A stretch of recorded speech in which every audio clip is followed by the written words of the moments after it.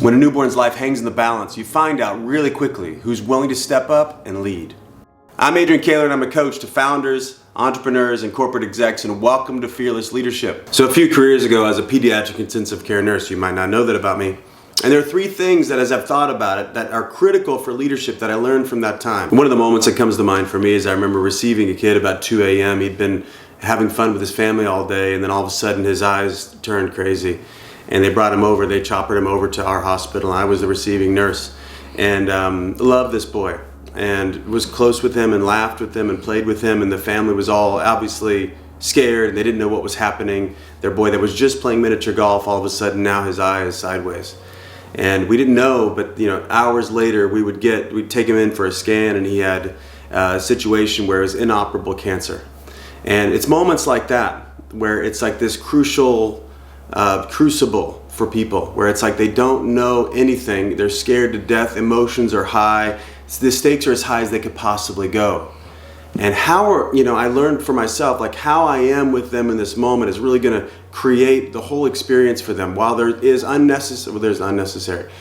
while there is suffering that is to come and tragedy that's at their doorstep, in those moments is when you look around and say, is there anybody with me here, now, in this reality, in this moment in time? While most of you are not at a bedside where a child is dying and the family doesn't know what to do, you are in moments when there's something really crucial for you, something really critical for you. There's a mission that's at hand, there are people at stake, there's huge levels of investment of time and energy and resource, and you know what it feels like to be at that crossroads, and you probably have a moment in time when you realize, as a leader, I better summon myself to the surface and show up in a powerful way. So now I'm going to share with you three very simple yet powerful lessons I learned that you can employ in your leadership life today. So lesson number one is learn to read the room. Anytime you walk in and you are desperate to get something done, you're going to need resources, and human resources are the most powerful ones. So when I was doing this, I was looking for two different people, and I was looking for the smart one, who knew everything, who was a pro, who had knowledge beyond me that I could use as a resource, and then also who's the most helpful one,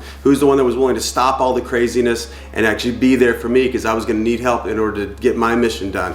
And if I got lucky, both of those people would be in one body, and they would be my best friend for that 12-hour shift. So the first thing is to when you walk in a room, read the room, see what's happening. Where are people really?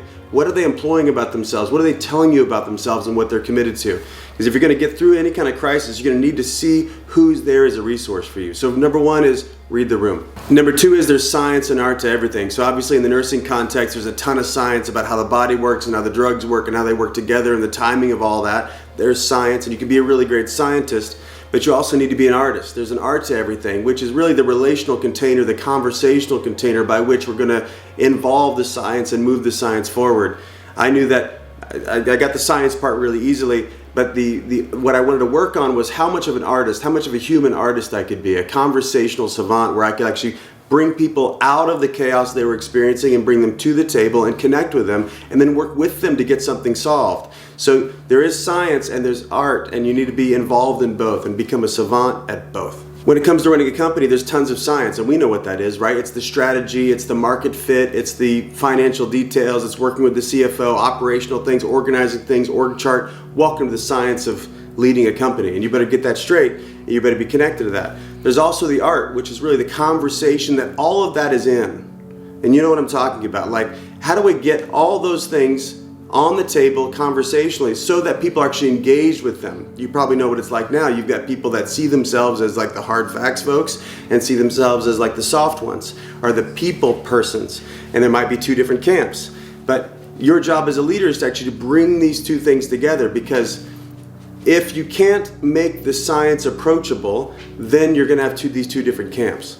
And you need to make it approachable. Like, how does this make sense? Why do we want to study the P&L, and how does that affect us on a daily basis? So notice for yourself where you typically fall. There's some founders I work with that are really pure scientists and understand the data really quickly and understand the math really quickly and understand the strategy quickly and love to play with structures, and they do that. But and being so good at that, sometimes they actually dismiss all the people side of things, which is actually where things happen.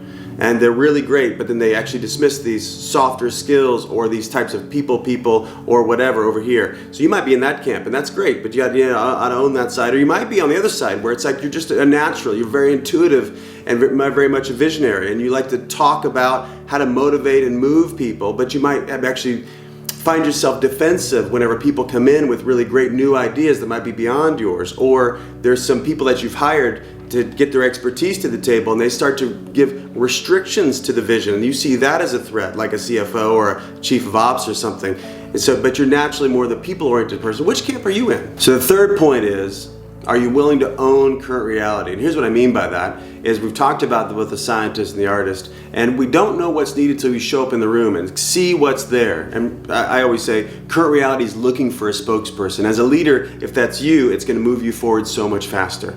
So are you willing to put into language, either do we need more science here and more of the data here and more of the structure here, or do we need more heart here and more of the understanding, more of the commitment and connection here? What's really needed in the room? Like when we come up against a stalemate, what's missing? And when you put language to that, and that's whenever you start to own current reality. And if you could do it from there, people will trust you and follow you faster. So the big opportunity here is, if you walk into the room, are you willing to look and notice where people are and what conversations are here, number one, and what conversations aren't here yet? Like what's needed? I think about politics when people talk about it's a political situation or we're in silos. Now that's code for there's nothing I can do about it, instead of that's code for, oh, someone needs to make the bridge between these two things. And if you're the one that actually is willing to own that, like name the elephant in the room, step one, ride the elephant in the room, like actually get on top of that and say, hey, it seems like we need to be talking about this. You're talking about that, you're talking about that, I'm gonna talk about this and how these two things come together. If you're willing to ride the elephant in the room, you're gonna move things forward faster. So to recap, there's three major lessons. One is learn to read the room. Second is there's art and science to everything. And third is to own current reality. Thanks so much for watching. If this has created value for you, please consider liking and subscribing. And remember, your people are counting on you.